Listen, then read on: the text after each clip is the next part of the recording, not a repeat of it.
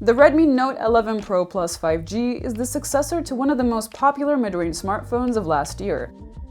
But does it follow in the Note 10 Pro's footsteps as one of the best mid-rangers of the season?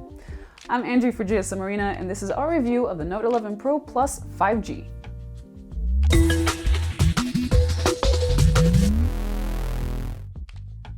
Xiaomi really needs to do something about their confusing naming situation. This is not the Redmi Note 11 Pro Plus 5G that's available in India despite identical names. We have that one reviewed already. Instead, this phone is known as the Xiaomi 11i Hypercharge in the Indian market. With that out of the way, let's move on to the full review. If the Note 11 Pro Plus's looks have you feeling like you're seeing double, well, that's no surprise. Outwardly, the phone has an identical design to the Redmi Note 11 Pro and the Note 11 Pro 5G. Like them, it has a flat glass back, a flat plastic frame with a matte finish, and Gorilla Glass 5 on the front. It's rated for IP53 dust and splash resistance, so it's not completely naked to the elements either. It also has a massive camera island that makes the phone wobble when used on a flat surface. The bundled case should help with that though. Our Note 11 Pro Plus has the forest green paint job, and in person it is minimalistic yet captivating with many layers of dark green paint. While the matte back doesn't provide any extra grip over the other colorways, it's not as prone to smudges. The phone also comes in a subtle graphite gray and a more glittery star blue color. On the top of the phone, you'll find an IR blaster and a headphone jack. On the right-hand side of the device are some comfortable volume keys and a snappy fingerprint reader that doubles as a power button. The 6.6-inch Super AMOLED panel has a Full HD resolution and supports a 120Hz refresh rate and a 360Hz touch sampling rate.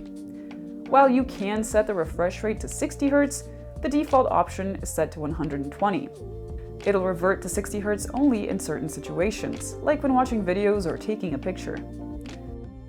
The screen has excellent brightness for its class and got a max of 760 nits in auto mode. Color accuracy was great in the standard mode, while the default vivid setting was accurate aside from bluish whites and grays. The screen has Widevine L1 DRM support and is HDR10 certified. So unlike on many other Redmi Note phones, here you can stream Netflix and Amazon shows with the maximum possible 1080p HDR10 quality.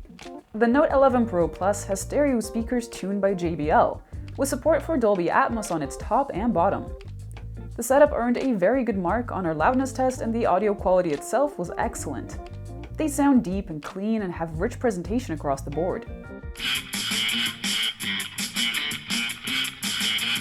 I'm wide awake, but you're a nightmare. I can't escape, I'm seeing you everywhere. The Redmi has a 4500 mAh battery, which is smaller than the other phones in its lineup, but it still scored a great endurance rating of 106 hours on our tests. It comes with a 120 watt power adapter that's heavier than the phone, but boy does it deliver. With the boost charge mode on, it got from 0 to 100% in 16 minutes. You can also take the mode off so it's easier on the battery, but even so you're getting a wicked fast 0 to 100% in 22 minutes. The Note 11 Pro Plus has the MediaTek Dimensity 920 5G chipset and either 6 or 8 gigs of RAM. In part thanks to the chipset, the phone supports dual 5G, Wi-Fi 6, Bluetooth 5.2, NFC, and tri-band GPS. The Pro Plus had excellent performance for the mid-range segment, and offered a good gaming experience with no overheating anywhere. Even with prolonged tests, the phone got only slightly warm in a couple of spots. The Note 11 Pro Plus comes with Android 11 with MIUI 12.5 on top. This is a little disappointing considering all its siblings are launching with MIUI 13, but Xiaomi has said that an update will be coming very soon. In practice though, many of MIUI 13's features are behind the scenes, so there isn't much of a difference between the devices with and without the update. Overall, it's a fast but customizable UI with a lot of proprietary apps. If you want to learn more about the Note's upcoming MIUI 13 update, check out our in-depth video on the topic. In that massive camera bump on the back, you'll find a 108MP main camera with phase detection autofocus, an 8MP ultra-wide camera, and a 2MP macro cam.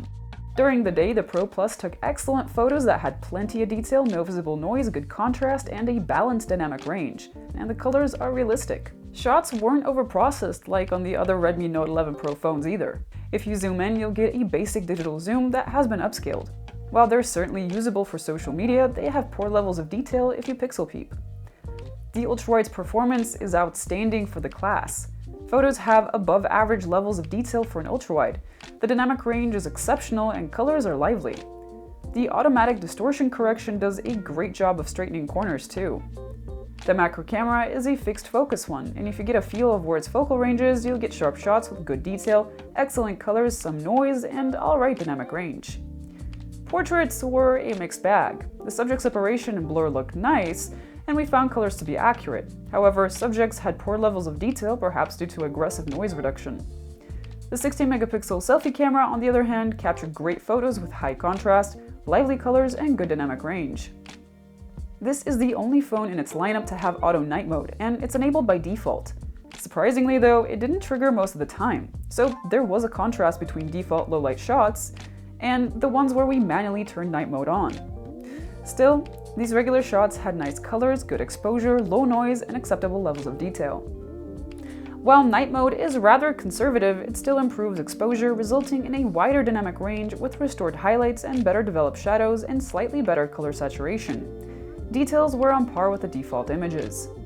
If you zoom in at night though, avoid night mode and stick to the default shooting mode, else you're gonna lose a lot of detail. The ultrawide also has auto night mode, but it didn't seem to do much. While colors are saturated, shots are dark and noisy. If you force night mode on though, you'll see drastically better photos. They're brighter, are cleaned of noise, retain their detail, and have better dynamic range. Unlike the default shots, these are very much usable. This is the only Redmi Note 11 phone to support 4K video capture with its main camera. The footage was great and we saw a lot of detail, balanced sharpening, and low noise. Everything else was superb too. At night, it still looks good, and though it's a bit noisy, the colors and exposure are nice. The ultrawide can capture full HD videos. The colors and dynamic range are excellent. The resolve detail though could have been better and was hurt by the electronic stabilization. Overall though, it's a better result than average for the class. Quite frankly, the Redmi Note 11 Pro Plus 5G easily outshines the rest of the Note 11 lineup and is the best Redmi smartphone of 2022 so far.